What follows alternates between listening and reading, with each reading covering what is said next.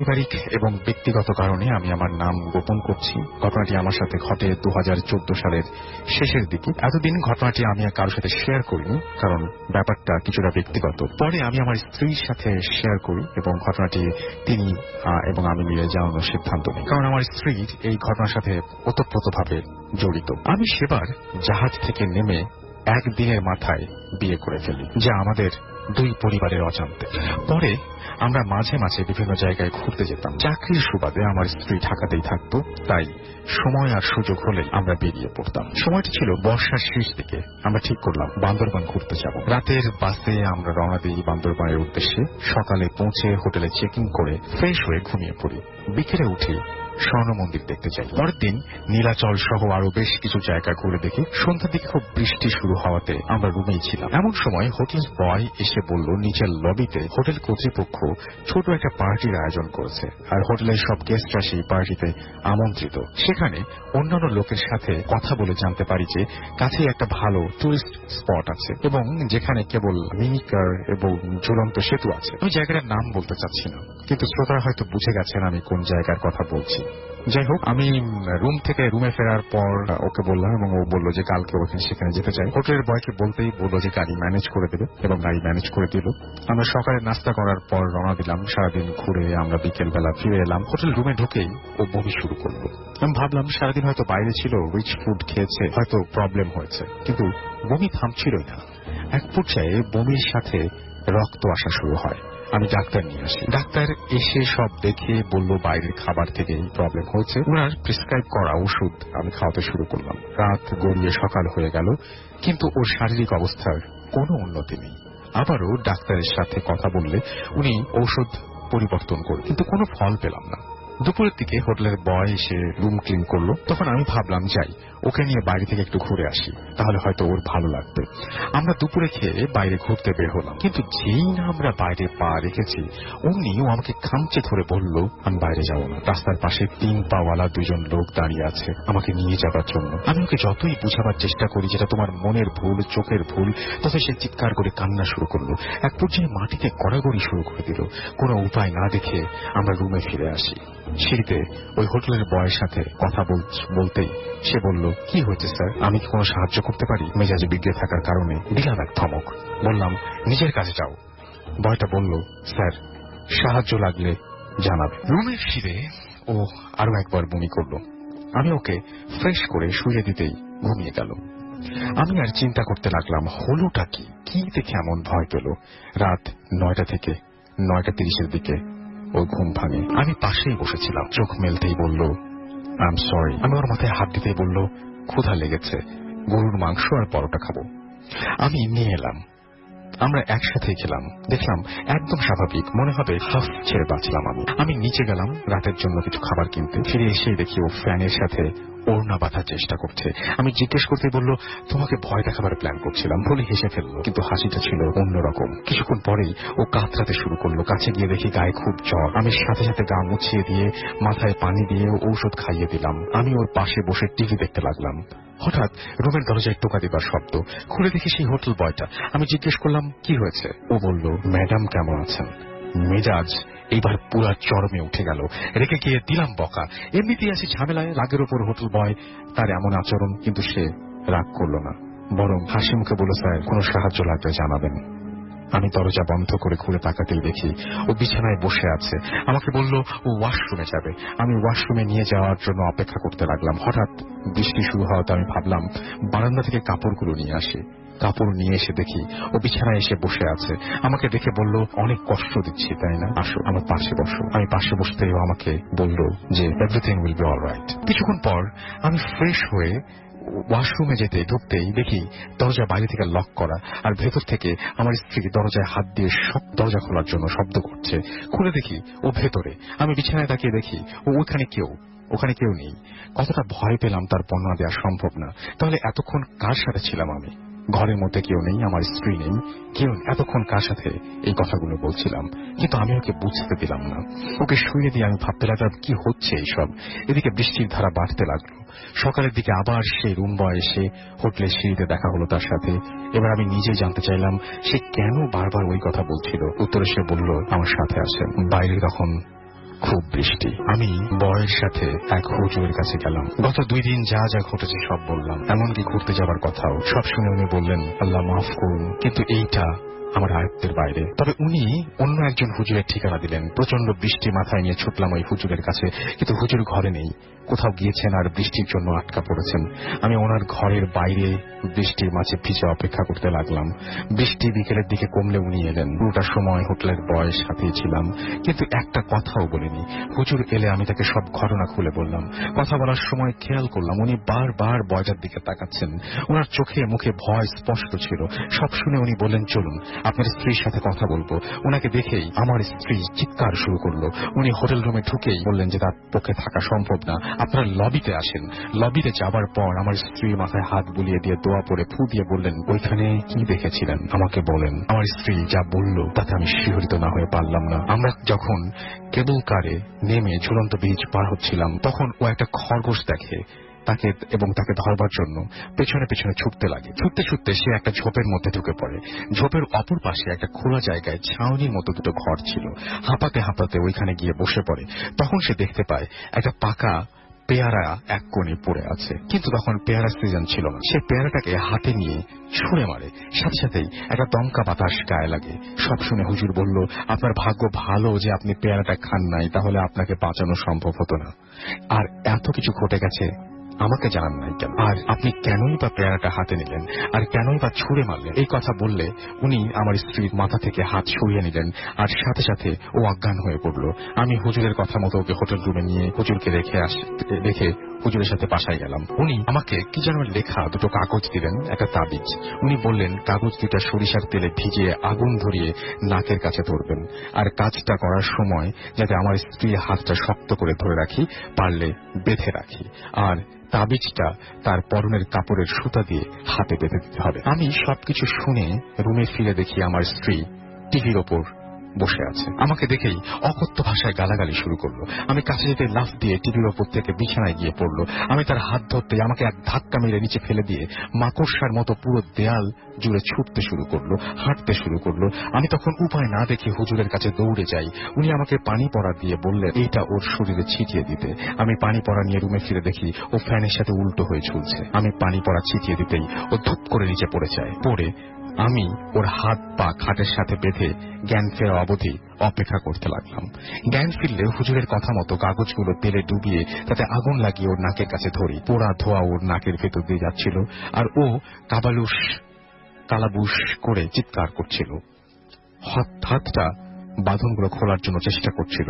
ধস্তাধস্তিতে দড়ি দিয়ে কেটে ওর পা থেকে রক্ত পড়ছিল। প্রথমে কাগজ পুড়ল, শেষ হলে আমি দ্বিতীয়টা জ্বালালাম, কিন্তু এইবার ও একদম শান্ত। বারবার শুধু জানালা দিয়ে বাইরে তাকাচ্ছিল আর বলছিল, দূরে দাঁড়িয়ে আছো কেন, কাছে এসো। একটু পর হাউমাউ করে কান্না শুরু করলো আর বলল, তুমি চলে গেলা কেন, আমি আবার আসবো তোমার কাছে। আমার স্ত্রীর নাক ফোঁটা ফোঁটা রক্ত পড়ছে সেখান থেকে, আর মুখ দিয়ে লালা ঝরছিল। হুজুর আমাকে আগেই এই ব্যাপারে বলেছিলেন যাতে ভয় পেয়ে কাগজ পোড়ানো বন্ধ না করি বা বাঁধন যেন খুলে না দিই। পোড়ানো শেষ হলে আমি বাঁধন খুলে দিলাম এবং সাথে সাথেই ও আমাকে কামড়ে ধরলো। আমি ছাড়াবার চেষ্টা করতে চাইলেও পারলাম। এদিকে কামড়ে ধরা জায়গা থেকে রক্ত পড়া শুরু করলো। আমি সেই পানি পড়া ছিটিয়ে দিতেই কামড় ছেড়ে দিয়ে নিস্তেজ হয়ে পড়লো সে। আমি তখন হাতে তাবিজটা বেঁধে দিলাম। সারা রাত ওভাবেই পড়ে থাকলো। আমিও ঘুমিয়ে পড়লাম। সকালবেলা ঘুম ভাঙলো আমার স্ত্রীটাকে দেখেও একদম নর্মাল। আমার হাতে ঢাকা ফিরে যাবার বাসের টিকিট। আমি অবাক হয়ে জিজ্ঞেস করলাম, কেমন আছো? আমাকে উত্তর দিল, আমি ভালো আছি, কিন্তু গত 2 দিন তুমি শুধু ঘুমিয়েছ, আমাকে কোথাও নিয়ে যাওনি। আমার ছুটিও আজ শেষ, তাই আমি বাসের টিকিট কেটে এনেছি, তোমাকে ডাকি নাই, তুমি ঘুমাও। আমার মুখ দিয়ে কোনো কথা বের হলো না, শুধু অবাক হয়ে তাকিয়ে থাকলাম। খেয়াল করে দেখলাম হাতে বাঁধা তাবিজের সুতাটা আছে, কিন্তু তাবিজটা আর হাত ছিলে কেটে যাবার ক্ষত স্পষ্ট ছিল। জিজ্ঞেস করতেই বলল, ওই দিন কেবল কারে ওঠার সময় খোঁচা লেগেছিল বা অন্য কোনোভাবে কেটে গেছে, হয়তো মনে নেই। আমি স্বপ্ন দেখছি কিনা চেক করার জন্য আমি নিজেকেই চিমটি কাটলাম। ঘাটা তখনও দগদগে, সাথে ব্যথা। বাসে ওঠার আগে আমি হুজুরের সাথে দেখা করি। আমি ওনাকে বলি আমার স্ত্রীর তো কিছু মনে নেই, এমনকি আমাকে বলে আমি নাকি 2 দিন শুধু ঘুমিয়েছি, ওকে নিয়ে নাকি বাইরে কোথাও ঘুরতে যাইনি। উত্তরে হুজুর শুধু হাসলেন। তারপর উনি আমাকে বললেন, আপনি কি ওই হোটেল বয়কে চেনেন বা এইখান থেকে যাবার পরে তাকে আর দেখেছেন? আমি বললাম না। জিজ্ঞেস করলাম, কেন এই কথা বলছেন? উনি হেসে বললেন, মাওলা তোমার লীলা বোঝা দেয়। ওই দিন রাতেই আমরা ঢাকাতে রওনা দেই। সে স্পটের সামনে দিয়ে যাবার সময় ও বলে উঠল, মনে হচ্ছে কাকে যেন ফেলে যাচ্ছি। আর আমি ভাবছি আমার জীবনে কি ঘটে গেল এই 2 দিন, আর এই 2 দিনই বা কিভাবে হারিয়ে গেল ওর জীবন থেকে। ভালো লাগলে পড়ে শোনাবেন। ধন্যবাদ। এরপরে তিনি তার নাম, ঠিকানা, কোথায় ঘটেছিল সেটা শুনি। তার আগে আপনার নাম এবং কোথা থেকে এসেছেন। আমি নাশা, আর আমি বেসিক্যালি সিঙ্গাপুর থাকি, কিন্তু ঘটনাটা ঘটেছিল মালয়েশিয়ায়। ওকে। তো ইট ওয়াজ 2014, 2014। তো আমাদের তখন ছুটি ছিল, চাইনিজ নিউ ইয়ার একটা বড় ছুটি ছিল। তো তখন আমার ভাইও ছিলেন ওখানে সিঙ্গাপুরে, যে এখন স্টুডিওতে আছেন আমার সাথেই। আমার নাম মামুনুর শিক্ষা রানা। ওকে, আমিও ছিলাম ওই সময়টা। আচ্ছা, সবাই একসঙ্গে ছিলেন আপনারা। তো ও ছিল বলেই আমরা একটা প্ল্যান করলাম যে আমরা একটা রোড ট্রিপে আমরা মালয়েশিয়া যাব সিঙ্গাপুর থেকে। তো ইনফ্যাক্ট আমাদের ডেস্টিনেশন ছিল ক্যামেরন হাইল্যান্ড, একটা জায়গা আছে মালয়েশিয়া। তো আমরা ডিসাইড করলাম যেহেতু 3 দিন থাকবো, তো আমরা এক এক রাত এক একটা জায়গায় যে এক একটা হোটেলে রাতে থাকবো কি। তো যেটা হলো, তো ফার্স্ট যখন আমরা ডিসাইড করলাম যে আমরা যাব, তো এমন সময় আমার হাজব্যান্ড খুব সম্ভবত এটা শেয়ার করছিল ওর একটা কলিগের সাথে, তো কোন ওয়েতে গেলে ইজি হবে বা কোন ওয়ে ফাস্টার। তো ওই সময় ওর একটা কলিগ বললো যে ওখানে কারাক হাইওয়ে বলে একটা জায়গা আছে, একটা হাইওয়ে, ওটা অ্যাভয়েড করতে। তো যখন আমরা বললাম যে কেন, তখন বললো যে না, ওখানে অনেক অ্যাক্সিডেন্ট হয় আর ওখানে কিছু হন্টেড ব্যাপার ঘটেছে এর আগে। তো এটা শুনে যেমন আমরা খুব এনথুজিয়াস্টিক হলাম যে কি ব্যাপারটা কি। তো আমরা নিজেরাই তখন একটা রিসার্চ করা শুরু করলাম আর কি। গুগলেও মানে আমরা যখন সার্চ দিয়ে দেখলাম অনেকগুলো ঘটনা তখন আমরা দেখতে পাই গুগলে, যে ওইটা সম্পর্কে, ওই জায়গাটা সম্পর্কে, ওই হাইওয়েতে অনেক সময় অনেকে দেখেছে বিভিন্ন রকম হলুদ একটা ভক্সওয়াগন যার মধ্যে কেউ নেই, রাতের বেলা অনেক অ্যাক্সিডেন্টও ঘটেছে ওই ভক্সওয়াগনের মাধ্যমে। ওকে, এই ঘটনাগুলো আমরা অনলাইনে দেখতে পাই ওই কারাক হাইওয়ের সম্পর্কে। গুগল করলে এটা আসলে পাওয়া যাবে আর কি। তো মানে আমাদের জার্নিটা শুরু হওয়ার আগে we are having discussion about all those haunted stuff and all. তো ফার্স্ট নাইটে যখন আমরা যাই, তো ওটা পুত্রাজায়া মালয়েশিয়ার একটা জায়গা। তো ওখানে আমরা প্রথম রাতটা থেকে মাল্টিমিডিয়া একটা ইউনিভার্সিটি একটা হোটেল। তো ওই হোটেলটা ইনফ্যাক্ট খুব ভয়ঙ্কর ছিল আর কি। মানে আমরা যখন গেলাম ইট ওয়াজ ভেরি কোয়াইট আর কি। তো আমরা সেই রাতে বলছি আল্লাহ এই হোটেলটা আমার মনে হয় কিছু একটা হবে, এরকম আমরা আলাপ করছি। বাট ইনফ্যাক্ট ও রাতে কিছুই হলো না আর কি। আমরা আসলে অ্যান্টিসিপেট করছিলাম না কিছু, কিন্তু যেহেতু আমরা এত ভূত নিয়ে আলাপ করছিলাম, তো আমরা একটু ভয়ও পাচ্ছিলাম আসলে প্রথম রাতে। তো সেকেন্ড ডেতে আমরা যখন ক্যামেরন হাইল্যান্ডে গেলাম, তো সেখানে যে হোটেলটা আমরা নিয়েছি সেটার কথাও গুগল আমরা পেয়েছি যে ওখানে একটা স্পেসিফিক রুম 800 কত নম্বর রুম, ওই রুমটা হন্টেড রুম হিসেবে কনসিডার করে আর কি। তো আমরা যাওয়ার পরেই জিজ্ঞেস করলাম যে আমরা কি ওই রুমটা পেতে পারি। তো রিসেপশনে ওরা হেসে দিল, বললো যে না, এটা আসলে আমাদের বুক আর কি। বাট বেসিক্যালি আমার মনে হচ্ছে যে ওরা এই রুমটা কাউকে দিতে চাচ্ছে না আর কি। তো ওদিনও কিছুই আমরা অনেক রাত পর্যন্ত গল্প টল্প করলাম, but we didn't encounter anything. তো দ্য লাস্ট নাইট যেদিন আমরা চলে আসবো, তো সেদিন আমরা আবার কেএল ব্যাক করলাম। তো সেইটা হোটেলটা আমরা আসলে আগে কখন মানে বুকিং দেইনি। তো আমরা গাড়িতে বসে আসলে ঠিক করছি যে আমরা ওখানে থাকবো। তো ওই হোটেলটা ছিল একদম মানে হার্ট অফ দ্য সিটি, একদম কেএল এর একদম মাঝে। এটা হোটেল মুলারি নাম। ইটস মানে বেশ হইচই একটা হোটেল আর কি, মানে একদম মেইন রোডের উপরে। তো আমরা আসলে ইনফ্যাক্ট আমি আমার ফ্যামিলি নিয়ে গেছিলাম, আমার 2 বাচ্চা আর আমার ভাই, আমার একটা ফ্রেন্ড, আমার হাজবেন্ড আমার। তো আমরা we were looking for a connecting room আর কি, যাতে আমরা রাতে বাচ্চাদের ঘুম পাড়িয়ে এসে গল্প করতে পারি। তো যখন ওদের কাছে চাইলাম, তো ওরা বললো যে না, আমাদের 3 তলায় 2টা রুম আছে, কিন্তু কানেক্টিং রুম দিতে পারবো না, আমরা ওটা একটু দূরে হবে আর কি। তো আমরা আমাদের কোনো অপশন ছিল না, অনেক রাত হয়ে গেছে, আমরা উঠে গেলাম ওই হোটেলে আর কি। তো যেটা হলো, রাতে আমার বাচ্চারা আমার হাজব্যান্ডের সাথে রাতে ওরা রেস্ট নিচ্ছিল। তো আমি ভাবছি যে আমি ওদের সাথে যে একটু গল্প টল্প করি। তো রাত তখন বাজে অ্যারাউন্ড 11:30 অ্যাপ্রক্সিমেটলি। তো আমরা 3 জন, আমি, আমার ভাই আর আমাদের একটা ফ্রেন্ড, হ্যাঁ। তো আমরা লাইক গল্প করছি, বাট ওইটা কোনো ভূতের গল্প টল্প না, জাস্ট নর্মাল গল্প করছি আমরা। এমন সময় শুরু হলো যে মনে হচ্ছে যে আমাদের রুমের বাইরে বেশ অনেক মানুষের আওয়াজ, কথা বলছে, লাগেজ টানছে। তো মানে উই হ্যাড আ ফিলিং যে গেস্ট আসছে বোধহয় কোনো আরো আর কি। তো হোটেলে তো ইউজুয়ালি গেস্ট অনেক সময় অনেক রাতেই আসে আর কি। তো আস্তে আস্তে আওয়াজটা যেমন একটু বাড়তে লাগলো আর কি, তো বেশ জোরে হচ্ছিল, এবং এর পাশাপাশি তুমি যেটা বললে না, একটা মেয়ের পাশাপাশি একটা মানে একটা ভয়েস পাচ্ছি যেটা হালকা হালকা করে ভেসে আসছে, একটা মেয়ের গলার আওয়াজ। আচ্ছা, কিন্তু আমরা বুঝতে পারছি না মেয়েটা কি বলছে বা কি ও কি শব্দ ইউজ করছে, ল্যাঙ্গুয়েজও বুঝতে পারছে না। একটা শব্দ শুধু মেয়ের হালকা একটা বুঝতে পারছেন যেখানে একটা মেয়ের গলার আওয়াজ, কিন্তু কি বলতে চাচ্ছে সেটা আমরা শুনতে পাচ্ছি না, এতই লাইট। তারপর আস্তে আস্তে শব্দটা একটু বাড়তে শুরু করলো, এবং শব্দটা এখন ওয়ালের মধ্যে, দাওয়ালে, আমাদের চারদিকের রুমের দাওয়ালে খুব জোরে জোরে কিছুটি বাড়ি দিলে যেরকম শব্দ হয় সেরকম শব্দ হওয়া শুরু করলো, ধুম ধুম করে শব্দ হওয়া শুরু করলো। এবং তখন আস্তে আস্তে আমরা মানে আমাদের একটা ভয় ভিতরে ঢোকা শুরু করলো, মানে ফিলিংসটা আস্তে আস্তে চেঞ্জ হওয়া শুরু। আচ্ছা, এর মাঝে একটা জিনিস হচ্ছে, যখন শব্দটা ফার্স্ট যখন শুরু হয়, তো আমরা তখন ফোন করি নিচে রিসেপশনে, ফোন করে আমরা কিন্তু জানাই যে দেখো এরকম শব্দ হচ্ছে, এরকম শব্দ যদি কন্টিনিউ করে, এখন তো আমরা ঘুমাচ্ছি না, বাট যখন ঘুমাবো এরকম শব্দ হলে তো এটা ইটস নিউসেন্স, আমরা তো ঘুমাতে পারবো না। তো এটা খুব আমাদের কাছে একটু ডাউটফুল লাগে যে ওরা কোনোই রেসপন্স করে না, বা ওরা কাউকে পাঠায়ও নি, কারণ আমরা ইন্ডিকেট করেছি যে আমরা এত নম্বর রুমে আছি, তোমরা একটু কাইন্ডলি এসে দেখবে যেটা কিসের শব্দ হচ্ছে আর কি, বাট নোবডি কেম, মানে কেউ আসেনি। তারপরে যেটা হলো যে এরকম আমরা তখন আমরা লিটল প্যানিক যে কি হচ্ছে, কারণ শব্দটা লোকেট করা যাচ্ছে না। একটা সময় প্রথমে মনে হচ্ছিল যে রুমের বাইরে থেকে আসছে, এখন মনে হচ্ছে যে উইদিন দ্য রুম, কিন্তু কখনো এই দেয়ালে কখনো ওর দেয়ালে কন্টিনিউয়াসলি হয়ে যাচ্ছে। তারপরে একটা পর্যায়ে তখন রাত্র বোধ হয় 2টার মতো বাজে, তো আমার এমন সিচুয়েশন হচ্ছে যে আমরা তিনজনই মানে বেরোতে পারছি না, এরকম মানে এত ভয় লাগছিল আর কি। তো তখন আমি তো আমাদের রুমে যাবো, আমার বাচ্চাদের সাথে মানে থাকবো, যেহেতু আমি ওদেরকে বললাম যে চলো আমাকে তোমরা একটু ছেড়ে দিয়ে আসো, মানে ইনফ্যাক্ট খুব বেশি দূর না, জাস্ট একটাই করিডোর ক্রস করতে হবে, মানে অপোজিটে আমার রুমটা ছিল। তো ওকে বললাম যে চলো আমার খুব ভয় লাগছে, আমি একা যেতে পারবো না, তুমি ওকে নিয়ে চলো।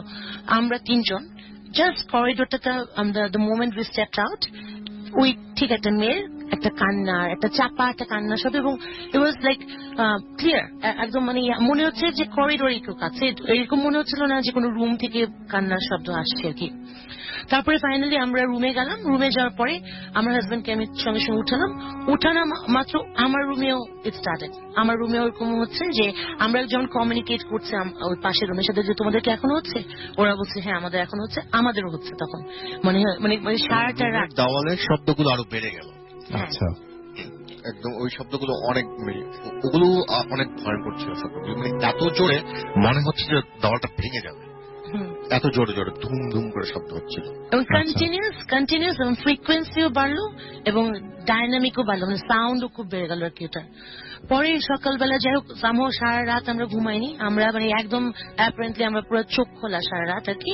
তো নেক্সট মর্নিং এ যখন আমরা উঠলাম, আমরা এর মাঝে সেকেন্ড আরেকবার ফোন করেছিলাম, তখন ওরা কোনো রেসপন্স করে, ওরা বলছিল যে আমরা দেখছি, এতটুকুই আমরা দেখছি কিসের আছে, ঠিক আছে আমরা কাউকে পাঠাচ্ছি, বাট নোবডি কেম, এবং এটার ওরা কোনো ক্লারিফিকেশন দেয়নি যেটা কোনো রুম থেকে আসছে বা কোনো মানে অন্য কিছুর শব্দ কিনা।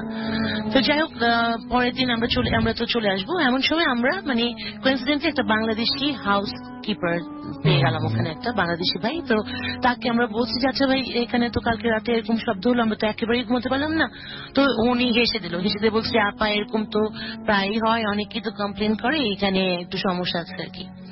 তো আমরা তখন ফাইনালি আমরা চলে আসলাম, বাট আমরা মানে খুব প্যানিকও হয়েছিলাম, আর এট দ্য সেম টাইম আমরা ভাবছিলাম যে যাক আমরা এত আলাপ করছিলাম, তো এর জন্য আমাদের একটা এক্সপিরিয়েন্সও হলো আর কি এরকম। সেটাই। কিন্তু আপনার কাছে এই যে পুরো ঘটনাটা, এটার মধ্যে সবচেয়ে বেশি অ্যাবনর্মাল কোন জায়গাটা মনে হচ্ছে? একটা তো হচ্ছে আপনার যে দুঃখ করেছিলেন, মানে কোনটা সবচেয়ে বেশি অ্যাবনর্মাল মনে হচ্ছে এবং কোন মোমেন্টটায় আপনি সবচেয়ে বেশি ভয় পেয়েছিলেন? আমি করিডোরে যখন এসেছিলাম, যখন কান্নার শব্দটা একদম অস্পষ্ট শুনতে পাই, অস্পষ্ট একটা কান্নার শব্দ যখন শুনেছিলেন সেই মোমেন্টে, এবং আশেপাশে কোনো জায়গা থেকে সেই কান্নার শব্দ আসার কোনো কারণ নাই না, কারণ এটা একটা মানে মানে এনক্লোজ একটা করিডোর। তো ওটা, এবং ওই যেটা আমার মনে পড়ছে যে অত রাতে প্রত্যেকটা, এবং আমরা যখন ঢুকিও তখন আমার কেন জানি মনে হচ্ছিল খালি খালি, মানে হোটেলটা 3 তলাটা এতটা ক্রাউডেড ছিল না, এত মানুষের আনাগোনা ছিল না। তো হ্যাঁ ওটা ছিল সবচেয়ে ভয়ঙ্কর, এবং আমরা তিনজনই লাইক আমরা কি করবো আমরা বুঝতে পারছিলাম না সেই মুহূর্তে আর কি। আচ্ছা, okay. So thank you very much. আমার মনে হয় যে আপনারা অনেক এনজয় করলেন। তো এটুকুই ছিল। Thank you so much. Thank you so much. Thank you. So আমরা শুনলাম ঘটনাটা এবং আশা করছি যে আপনাদেরও অনেক বেশি ভালো লেগেছে যেটা শুনলাম যে ঘটনাটা তাদের মুখ থেকে। এবং আমাদের সঙ্গে আরো একজন অতিথি আছেন, আমরা তার কাছে চলে যাই বরং। তবে তার আগে কি একটা বিরতি নিতে হতে পারে আমাদের। হ্যাঁ, আপনার নামটা প্লিজ একটু বলবেন, তারপর আপনার ঘটনাটা বলবেন। আসসালামু আলাইকুম রাসেল ভাই, সবাইকে ঈদ মোবারক আরেকবার, যদিও খুব রিসেন্ট ঈদ গেছে।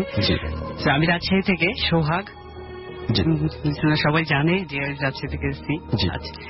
যেটা আমি বলছিলাম যে কিছুদিন আগে থেকে রোজার 2 মাসের খুব রিসেন্ট এই ঘটনাটা আমার সাথে ঘটে গেছে খুব রিসেন্ট।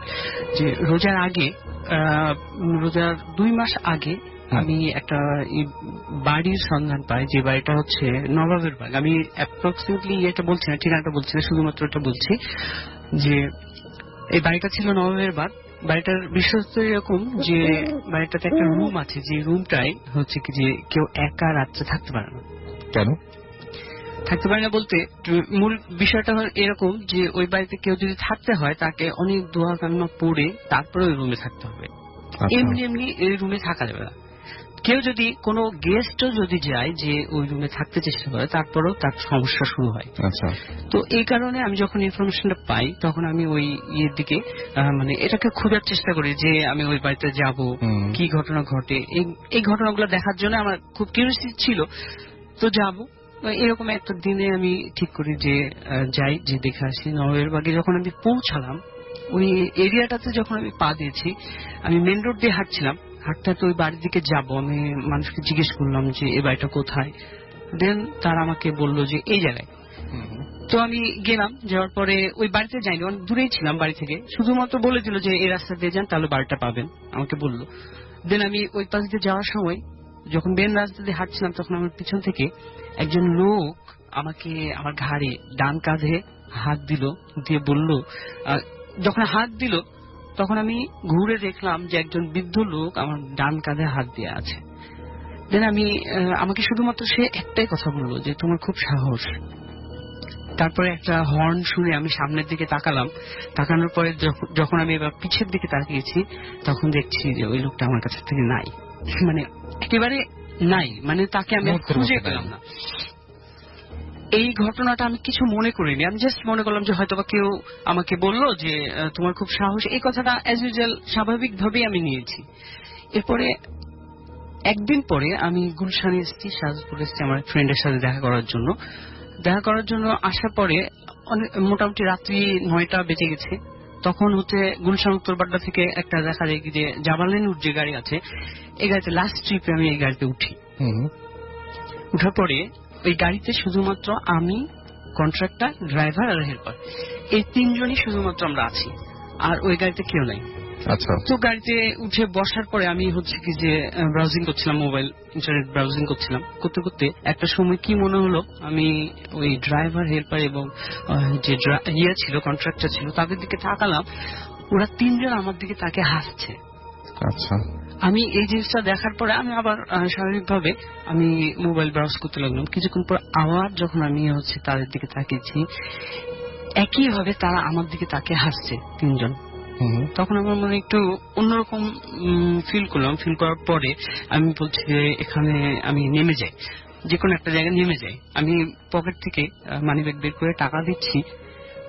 মানে সবচেয়ে আশ্চর্যের বিষয় এটা যে টাকা যখন বের করেছি আমি, এই টাকাটা দিতে যাচ্ছি, তখন আমি দেখছি কি যে একটা গাড়ি আসলো, একটা কার এসে আমার সামনে খুব জোরে হর্ন দিচ্ছে। আর আমি দাঁড়িয়ে আছি কুড়িল ফ্লাইওভার, যেটা দিয়ে গুলশানে আসে। আমি কিন্তু যাওয়ার জন্য গাড়িতে উঠেছি, যেটা যদি ক্রস করতে হয় আমাকে যাওয়ার ফ্লাইওভারটা ক্রস করতে হবে। বাট আমি গুলশানে আসার যে ফ্লাইওভারটা, এই ফ্লাইওভারের মাঝখানে টাকা নিয়ে দাঁড়িয়ে আছি। তখন ওই কার থেকে, যে কার হর্ন দিচ্ছিল আমার সামনে, লাইট করছে, হর্ন দিচ্ছে, সেখান থেকে একজন বৃদ্ধ লোক নেমে এসে বলল যে তুমি এখানে কাকে টাকা দিচ্ছ? টাকা হাতে নিয়ে দাঁড়িয়ে আছি একেবারে ফ্লাইওভারের মাঝখানে, তুমি এখানে কাকে টাকা দিচ্ছ?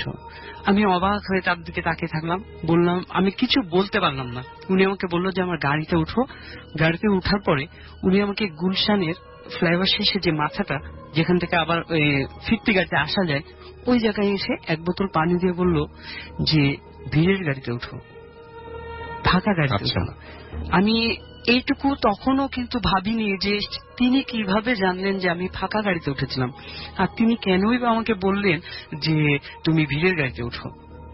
দেন আমি ওখানে আরেকটা গাড়িতে, একটা ভিড় যে গাড়িতে অনেক মানুষ ছিল সেরকম একটা গাড়িতে উঠলাম, উঠে চলে আসলাম। তারপর দিন কিছু হয়নি। অনেকে দেখা যায় যে ভয় পেয়ে জ্বর টর চলে আসে, এরকম কিছুই না। আমার কাছে মনে হয়েছে সব ঘটনাগুলো একেবারে স্বাভাবিক, আমার সাথে ঘটছে যেগুলো একেবারে স্বাভাবিক ঘটনা। বাট তার দুই একদিন পরে আমি যখন অনেক রাত্রে আমার রুমে ফিরছিলাম, আমি একটু বর্ণনা দিই যেখানে আমি থাকি। আমার এই জায়গাটা এমন একটা জায়গা, একটা কলোনি। এই কলোনির মধ্যে মানে এট এ টাইম সিরিয়াল 7টা বিল্ডিং আছে, আর এই 7টা বিল্ডিং এর পাশ দিয়ে একটা চিকন রাস্তা। আমি ওখানে কোন একটা মেসে থাকি। আর প্রথম যে বিল্ডিংটা, এই বিল্ডিং এর পরে একটা আম গাছ আছে, আর দ্বিতীয় বিল্ডিং এর পরে একটা আম গাছ, একটা দেবদারু গাছ, আর আরো একটা আম গাছ আছে। এই যে ডিসক্রিপটা। তো আমি যেদিন রাত্রে আমি ওই রাস্তা দিয়ে আসছিলাম, সবচেয়ে বড় কথা কি যে এই যে 7টা বিল্ডিং আছে, একটা জায়গায় দাঁড়ালে, একটা নির্দিষ্ট জায়গা আছে যে জায়গায় দাঁড়ালে 7টা বিল্ডিং এর কোনাগুলাই দেখা যায়। যেহেতু সিরিয়াল 7টা বিল্ডিং আছে, আর পিছিয়ে মার্কেট হওয়ার কারণে মার্কেটের আলোটার জন্য 7টা বিল্ডিং এর কোনাগুলোকে স্পষ্ট দেখা যায়। যে কেউ যদি দাঁড়িয়ে থাকে তো বোঝা যাবে যে হ্যাঁ কেউ দাঁড়িয়ে আছে এই বিল্ডিং এ। তো আমি যখন আসছিলাম তখন এই বিল্ডিং এর দিকে তাকালাম, আমি একটা একটা করে প্রত্যেকটা বিল্ডিং এ তাকালাম, তখন দেখছি যে প্রত্যেকটা বিল্ডিং এ ওই কোনার উপরে, সামনের কোনার উপরে একজন করে লোক দাঁড়িয়ে আছে আকাশের দিকে হাত তুলে। আচ্ছা, খুবই অদ্ভুত। এরপরে আমি এই জিনিসটা স্বাভাবিকভাবে নিয়েছি। আমি ভাবছিলাম যে হয়তোবা কোন একটা আমি হয়তোবা ভুল দেখছি। প্রথম বিল্ডিংটা যখন ক্রস করে আম গাছের নিচে আসি, তখন আমি দেখছি ওই 7টা অবয়ব তারা একসাথে নিচে নেমে এসছে। আর এই যে রাস্তার একটা জায়গায় ফাঁকা জায়গা আছে, একটু বড় জায়গা আছে, ওই 7টা জায়গায় ওই ফাঁকা জায়গাটায় এই 7টা অবয়ব দাঁড়িয়ে আছে। তারা তখনও হাতগুলো উঁচা করে আকাশের দিকেই তাকিয়েছিল। যখন তারা নিচে নেমে এসেছে তখনও তারা হাতগুলো উঁচা করে আকাশের দিকে তাকিয়েছিল। এরপরে যখন আমি দ্বিতীয় বিল্ডিং, আমার মনের মধ্যে একটা জিনিস হচ্ছে যে আমি কি জিনিসটাকে দেখবো, যেহেতু 7টা জিনিস এক জায়গায় আছে। পরে আমি যখন দ্বিতীয় বিল্ডিংটা ক্রস করলাম, ওখানে তো একটা আম গাছ, 2টা আম গাছ ছিল, একটা দেবদারু গাছ ছিল। হ্যাঁ, কি বলবো যে ওই 7টা অবয়ব বলি বা বস্তু বলি বা যাই ছিল না কেন, যেটাই ছিল না কেন, সেই জিনিসটা এক জায়গায় হয়ে গেল।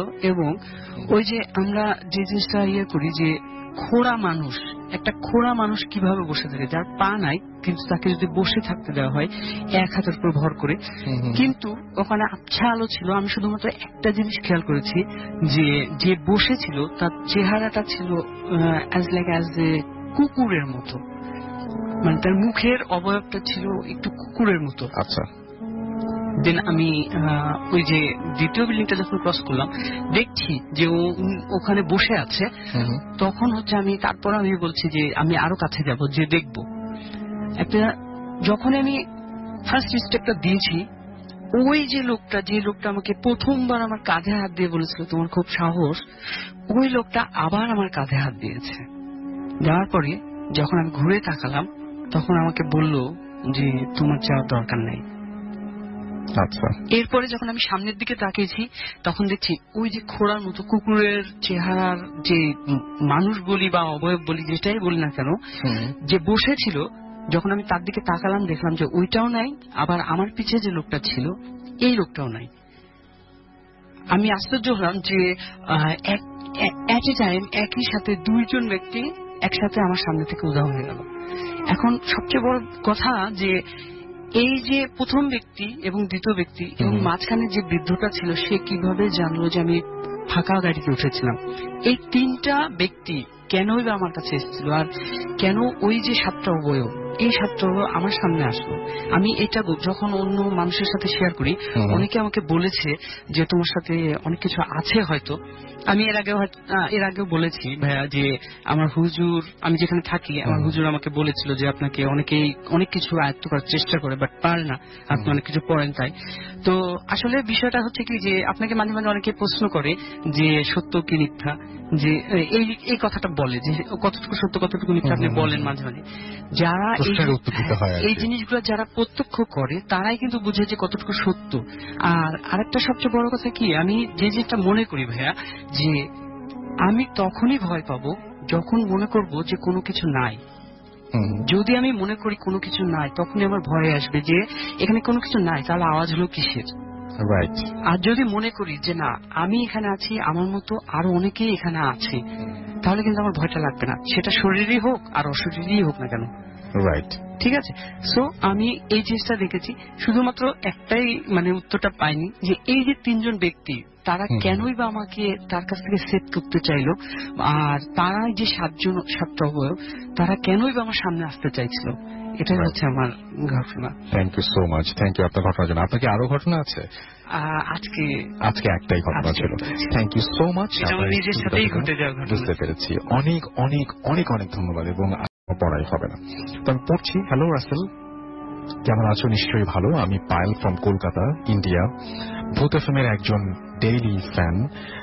একটা ছোট্ট ঘটনা শেয়ার করতে চাই আমার লাইফের, এবং বাংলায় টাইপ করতে আমি হ্যাবিচুয়েটেড না, তাই ইংলিশে করলাম, ভালো লাগলে পড়ে শুনিও। আমার পূর্বপুরুষ বাংলাদেশের, আমার দাদু বাংলাদেশ থেকে ইন্ডিয়ার কলকাতাতে 2টো বাড়ি বানান, একটি আমাদের জন্য এবং একটি আমার বড় পিসির ফ্যামিলির জন্য। আমার জন্মের আগে আমার দাদু মারা যান, কিছু বছর আগে আমার বড় পিসিও মারা যান। তাদের বাড়িটি এখন মোটামুটি খালি থাকে। এই বাড়িটির ভেতর দিকে একটি লম্বা করিডোর আছে, তার পাশে একটি বাগান আর পেছনে পুকুর। আমার রুমটার উইন্ডো দিয়ে সেই করিডোরটা দেখা যায়, এবং শুরু থেকে শেষ অবধি। এই পূর্ণিমার রাতে জানালা খুলে ল্যাপটপে বসে কাজ করছিলাম।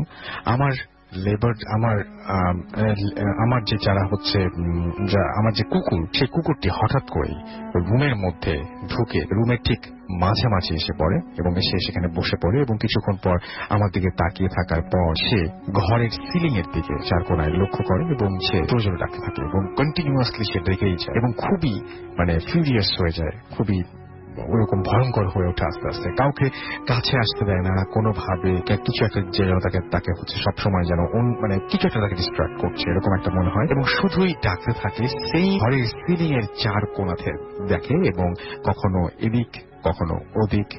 কিছু ঘটনা কিছুক্ষণ দেখার পর সে ভয় পেয়ে চেয়ারের নিচে ঢুকে রাগে গঙ্গাল থাকে, যেন অজানা অচেনা অদৃশ্য কেউ ওকে ভয় দেখিয়েছে এবং ওর সামনে এগিয়ে যাচ্ছে। সেই দিন রাতে আমার রুমের টেম্পারেচার ঠান্ডা হয়ে যায় এবং নেমে যায়, ফল করে। একটা অদ্ভুত ফিলিং কেউ আমার রুমে আছে আমি ছাড়া। সেদিন আর সেই রুমে আমি ঘুমোতে পারিনি। এই ছিল আমার জীবনে ঘটে যাওয়া একটা খুবই সারপ্রাইজিং মোমেন্ট, এবং খুব ভয়ের হয়তো না, বাট সত্যি উনি যেটা বলছেন যে মানে থাকে না যে পশু পাখিরা নাকি আগে বুঝতে পারে অনেক কিছু, যেটা আমরা অনেক সময় বুঝতে ভুল করি বা বুঝতে পারি না, সেটা অনেক সময় পশু পাখিরা বুঝতে পারেন, এটা অনেকেই বলেন। তো উনি এরকম একটা ঘটনা পাঠিয়েছেন আর কি, যে ঘটনাটিতে তার যে কুকুরটি আছে সেই কুকুরটি কোনো একটা কিছু থেকে ভয় পেয়েছিল, এবং মনে হচ্ছে যে কোনো একটা কিছু অদৃশ্য কিছু এগিয়ে আসছিল, এবং সেই সাথে ঘরের টেম্পারেচার ফল করে। তো উনি এটা খেয়াল করেছেন। এরকম অনেক কিছু কিন্তু আমরা খেয়াল করি না, আমাদের চারপাশে অনেক ঘটনাই ঘটে, যে সমস্ত ঘটনা আমরা খুব একটা বেশি গুরুত্ব দেই না বা খেয়াল করি না বা মনে রাখি, এবং আমরা গুরুত্ব যে দেই না এটা একদিক দিয়ে ভালোই, কারণ গুরুত্ব দিলে এগুলো আসলে পেয়ে বসে এবং এগুলো আসলে মাথার উপরে উঠে যায়, এবং এগুলো আমাদের যে রেগুলার লাইফ সেই লাইফে একটা ছন্দপতন ঘটায়। তো আমার মনে হয় যে সেই রকম যারা হচ্ছে যদি মানে যারা লক্ষ্য করেন, জোর করে লক্ষ্য করতে বলছি না, যারা লক্ষ্য করেন তাদেরকে রিকোয়েস্ট করবো যে আপনি আপনার ঘটনা লিখে পাঠান bhutfm@radiofurti.fm, which is bhwtfm@radio.fm। আর এখন যেটা করব সেটা হচ্ছে যে আমাদের কাছে আরো একটা ইমেইল রয়েছে, যে ইমেইলটা আমি একটু পড়ে শোনাতে চাই, এবং আশা করছি এই ইমেইলটাও আপনাদের অনেক আনন্দ দেবে। তো যেভাবে উনি লিখেছেন আমি ঠিক সেইভাবে পড়ার চেষ্টা করছি। তো উনি লিখেছেন, আসসালামু আলাইকুম রাসেল ভাই এবং মাসুম ভাই, আশা করি আল্লাহর রহমতে আপনারা দুজন ভালো আছেন এবং ইনশাআল্লাহ ভালো থাকবেন। আমি অনেক দূরে থাকি বলে স্টুডিওতে সে ঘটনা শেয়ার করা আমার পক্ষে সম্ভব নয়, তাই ক্ষমা চাইছি। তাছাড়া আপনি আচ্ছা, তারপরে ইমেল পড়ার প্রশংসা করেছেন। আমি সাইদ হাসান, আমি যখন ক্লাস 6-এ পড়ি তখন আমার এক শিক্ষক মাসুম স্যারের কাছে ভূত এফএমের কথা শুনি এবং এখন আমি 2018 সালে এইচএসসি এক্সাম দিলাম। অনেক বছর ভূত এফএমের সাথে আছি এবং থাকবো ইনশাআল্লাহ। তবে এটা আমার প্রথম ঘটনা। আমি যে ঘটনাটা শেয়ার করলাম এটা আমার ফ্রেন্ড অন্তুর কাছ থেকে শোনা। ঘটনাটা আসলে আমার বন্ধু অন্তর বাবার মামার সাথে ঘটা, সহজে বললে আমার বন্ধুর দুঃসম্পর্কের দাদার ঘটনা। আমার বন্ধুর দুঃসম্পর্কের দাদার নাম নুরুল ইসলাম মোল্লা। নুরুল ইসলাম মোল্লা সাহেব একজন বয়স্ক লোক। লোক ছিলেন এবং নিজের স্ত্রীকে নিয়ে একা একটি ঘরে থাকতেন এবং পাশের ঘরে তার ছেলের বউরা তারা থাকত। নুরুল ইসলাম মোল্লা প্রধানত কৃষি কাজ করলেও তিনি ছিলেন একজন কবিরাজ বা ওঝা টাইপের মানুষ। এলাকার সবাই তাকে চেনে, কারণ তিনি অনেক মানুষের অনেক উপকার করতেন। তিনি জিন নিয়ে কাজ করতেন। তিনি খারাপ জিন বোতল বন্দি করে কোনো এক গোপন জায়গায় মাটিতে পুঁতে রাখতেন, আর এই কাজে তার এক সহকারী সাথে থাকত। তিনি খুব সাহসী একজন মানুষ ছিলেন। বিয়ের আগে অনেক জিন তার সাথে থাকলেও বিয়ের পর সেসব জিনকে তেনার সাথে তিনি রাখতেন না। নুরুল ইসলাম মোল্লা এই কাজ শিখেছেন তার দাদার কাছে। তার দাদাও ছিল একজন অনেক বড় কবিরাজ, মানুষের অনেক উপকার করতেন এবং এও শোনা যেত যে নুরুল ইসলাম সাহেবের দাদা যেই রাস্তায় যেতেন সেই রাস্তায় যদি কোনো খারাপ জিন থাকত তা ওনার জাস্ট লাঠির ভয়ে পালিয়ে যেত। তো জিন সম্পর্কে অনেক কিছু নুরুল ইসলাম মোল্লা তার দাদার কাছ থেকে শিখেছেন। তার দাদা তাদের বংশে শুধু মাত্র তাকেই সেগুলো শিখিয়েছিলেন। তার দাদা তাকে একটা তাবিজ দেন এবং মৃত্যুর আগে তার লাঠি দিয়ে যান এবং বলে যে তিনি যেন সবসময় সেটা তার সাথে রাখেন, সেটা নিয়েই সবকিছু করেন। ঘটনা 1990-এর দিকে। সে সময় একটি খারাপ জিনের কারণে সবাই ভয়ে থাকে। সেই অশরীরটা গ্রামে শিলকাটা ভূত নামে পরিচিত। শিলকাটা ভূত যার সামনে পড়ে সে মারা যায়। মারা যাবার অবস্থাটা এমন যে নাক মুখ দিয়ে রক্ত বের হতে থাকে, এক সময় মারা যায় এবং কিছুই বলতে পারত না। শিলকাটা ভূত দেখতে কেমন কারো জানা নেই, তবে অনেক আগে থেকে এই নামও কোথা থেকে এলো কেউ জানে না। অনেক বছর আগে নুরুল ইসলাম মোল্লা তার দাদা সেটাকে বোতল বন্দি করে রেখেছিলেন, কিন্তু হয়তো কারো কারণে সেটা মুক্ত হয়ে গেছে। পরবর্তীতে নুরুল ইসলাম মোল্লাও এই খারাপ জিনটিকে বন্দি করতে চেষ্টা করেন, তবে সেই অশরীরী এতই শক্তিশালী ছিল যে তার সাথে পেরে ওঠেননি। যাই হোক, সে সময় নুরুল ইসলাম মোল্লা সাহেবের ধান খেতে ধান প্রায় এক পেকে সোনালী বর্ণ ধারণ করতে শুরু করেছে, আর মাত্র কয়েকদিন পর ধান কাটা হবে।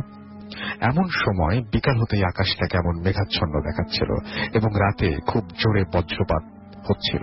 মনে হচ্ছিল একটু পরে মুষলধারায় বৃষ্টি হবে, আর সেই বৃষ্টি হলে সব ধান নষ্ট হয়ে যাবার সম্ভাবনা। তাই দেরি না করে সেই রাতে খাওয়া শেষ করে 10টার সময় নুরুল ইসলাম মোল্লা সাহেব বের হতে চাইছিলেন যেন ধান খেতে আইল কেটে দিতে পারেন, যেন ধানে পানি না জমে। কিন্তু নুরুল ইসলাম সাহেবের স্ত্রী যেতে মানা করেছিলেন এবং বলেছিলেন এমন ঝড় তুফানের সময় যাবেন না। উত্তরে নুরুল ইসলাম মোল্লা বললেন, তুই কোনো চিন্তা করিস না, আমি চলে আসবো। নুরুল ইসলাম মোল্লা কোদাল এবং তার সাথে সেই লাঠি নিয়ে তিনি একাই বের হয়ে গেলেন। সেই রাতে নুরুল ইসলাম মোল্লা আর বাসায় ফিরলেন না। পরদিন ভোর সকালে ফজরের নামাজের সময় নুরুল ইসলাম মোল্লার বাড়ির উঠান হতে কিছুটা দূরে মুসল্লিরা একজন লোককে চিত হয়ে মাটিতে পড়ে থাকতে দেখে। তারপর লোকটিকে উঠিয়ে দেখে এ তো নুরুল ইসলাম মোল্লা এবং তার নাক মুখ দিয়ে রক্ত পড়ছে। সবাই বুঝতে বাকি রইল না যে রাতে কি হয়েছে।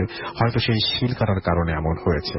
সবাই ভাবছিল তিনি মারা গেছেন, কারণ এর আগে যারাই এই খারাপ জিন বা ভূতের মুখোমুখি হয়েছে তারা কেউ বাঁচেনি। কিন্তু নুরুল ইসলাম মোল্লা কি করে যেন বেঁচেছিলেন, তবে জ্ঞানহীন অবস্থায়। তাই তাকে ধরে তার বাসায় নিয়ে আসা হলো। বাড়িতে কান্নার রোল পড়ে গেল। সে সময় হাসপাতাল কম ছিল, তাই তার ছেলেরা তাকে দূরে একটি হাসপাতালে নিয়ে যায়। সেখান থেকে রক্ত দেওয়া হয়, কারণ তার শরীর থেকে অনেক রক্ত বের হয়ে যায় এবং নাকের ছিদ্র দিয়ে নলের মাধ্যমে খাবার দেওয়া হয়। কিন্তু ডাক্তাররা কেউ কিছু বলতে পারছিলেন না তার আসলে কি সমস্যা। প্রায় 3 দিন হয়ে গেল, কিন্তু নুরুল ইসলাম মোল্লার জ্ঞান ফেরেনি, কোনো উন্নতিও হয়নি, আবার সবকিছু অবনতির দিকে। শেষ পর্যন্ত তাকে বাড়িতে নিয়ে আসা হয় যেন কমপক্ষে কবিরাজ বা ওঝা দিয়ে তাকে ঠিক করানো যেতে পারে।